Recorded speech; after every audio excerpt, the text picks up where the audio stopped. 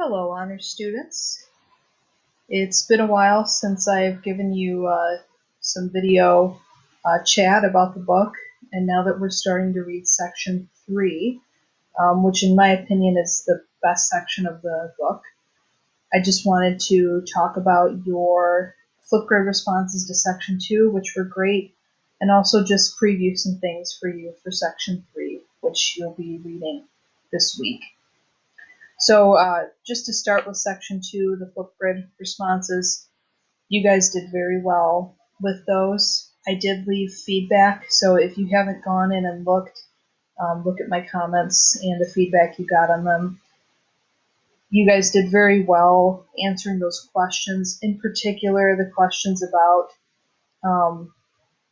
what Dave Jensen carries with him in the chapter Enemies, and then also the water buffalo question and the Kurt Lemon Dennis question. It seemed like you guys really had a good handle on those. Not many people responded to the question for 4, which asks you to analyze this quotation I have right here. In war, you lose a sense of the definite, hence your sense of truth itself, and therefore it's safe to say in a true war story, nothing is ever absolutely true. And I think that's a really interesting quotation. A couple of you were really insightful and connected that to the second question, which was where O'Brien compares war to this big metaphorical fog. And those of you that answered that question did very well. Even this visual is pretty clever because we see the fog on the cover of the book and then in the back. And a lot of you really got into the rhetorical analysis of that quotation and the specific word choice, the diction, where he talked about how the fog was impenetrable, and you connected that specific word choice to the soldiers' feelings about the war. One student contrasted it to the chess game in the style chapter. I thought that was really clever. So I just want to start with that quotation as we jump into section 3. And section 3 starts with the chapter called The Man I Killed, and it ends with the chapter called Good Form.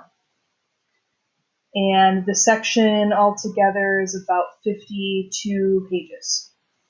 I want to just read aloud the chapter, the last chapter, Good Form, to you, because it's a good starting point to reading this section as a whole. And before I read it, I just want to say that in this section, none of the chapters are optional. So you're reading all the chapters, starting with The Man I Killed and then ending with Good Form.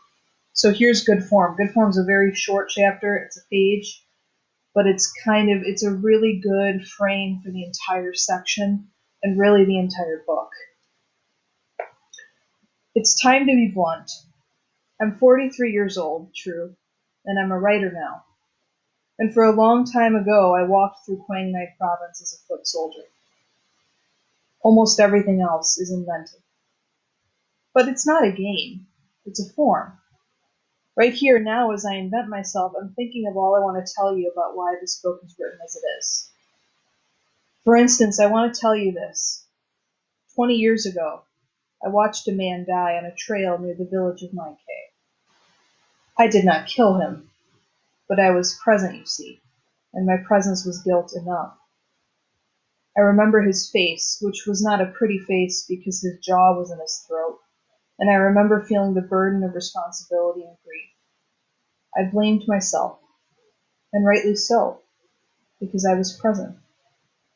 Listen, even that story is made up. I want you to feel what I felt. I want you to know why story truth is truer sometimes than happening truth. Here's the happening truth. I was once a soldier. There were many bodies, real bodies with real faces, but I was young then, and I was afraid to look. And now, 20 years later, I'm left with faceless responsibility and faceless grief. Here's the story truth. He was a slim, dead, almost dainty young man of about 20. He lay in the center of a red clay trail near the village of Mai Khe. His jaw was in his throat. His one eye was shut. The other eye was a star-shaped hole. I kill them. What stories can do, I guess, is make things present. I can look at things I never looked at. I can attach faces to grief and love and pity and God. I can be brave. I can make myself feel again. Daddy, tell the truth, Kathleen can say. Did you ever kill anybody? And I can say honestly, of course not. Or I can say, honestly, yes. All right, so that's the last chapter of Section 3, Good Form. And I wanted to read it to you because a lot of what O'Brien says in that chapter are recurring themes and ideas and motifs that come up in this section. That soldier that he mentions that dies on the trail near my cave.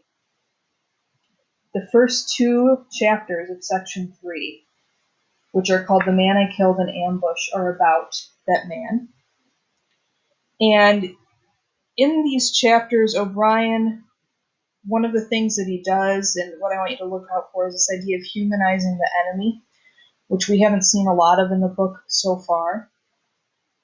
And pay attention to the syntax, especially in the chapter The Man I Killed. It's very interesting how O'Brien structures the chapter.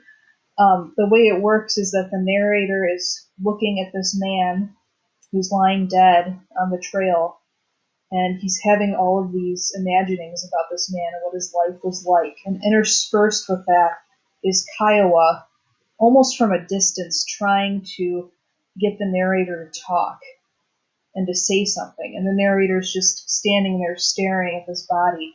All of this is going on in his head, but he can't speak. And so there's very interesting syntax in that chapter.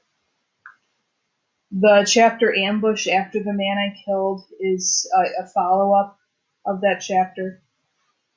After that, there's a chapter called Style.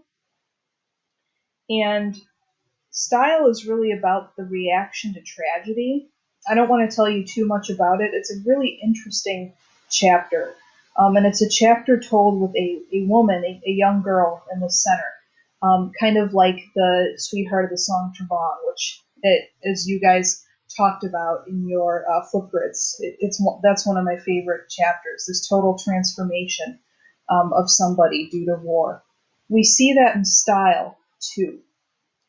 And then there's also this recurring theme in Ambush and Style, this idea of why do we do the things we do in war? Why does war bring out these reactions in us?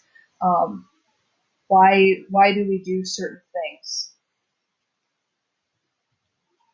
After Style, there's a big shift in Section 3. There's a long chapter called Speaking of Courage. It's another one of my favorites. And it's about Norman Bowker, who is a soldier in Cross's platoon, and you've read a little about him before. But it takes place after the war. And what Norman is doing is he's repeatedly driving clockwise around the lake in his hometown. And he's sitting in his car and he's driving around the lake, and it's the 4th of July, and it's a really hot, beautiful summer day. And what he's doing is he's imagining talking to people, but not actually talking to anybody in person. And the whole chapter is him imagining talking to people until the very end, almost, when he goes to an A&W, which is like a fast food drive-in place. And pay attention, too, to how he interacts with real people in that section. It's very interesting. The whole chapter is a study in post-traumatic stress disorder, and it's a really great chapter. And one of my favorite quotes from the chapter is, "The town could not talk and would not listen." After that chapter, there's a shorter chapter called Notes, another metafiction chapter. And in this chapter, O'Brien talks about the purpose of the Speaking of Courage chapter, gives more background information about it. Then we go to the chapter In the Field, and In the Field refers to an event that Norman Bowker is thinking about as he's driving around the lake. There's this nice counterpoint between the lake and this field. And the events of what happened in this field, this is back to Vietnam, they're very traumatic. And I'm not going to give a lot away. You'll see as you read it. But a well-loved character dies, and in the field is all about whose fault is it that this person died, and exploring whether anyone can really take fault or whether it's everybody's fault. Kind of going back even to the chapter "The Man I Killed."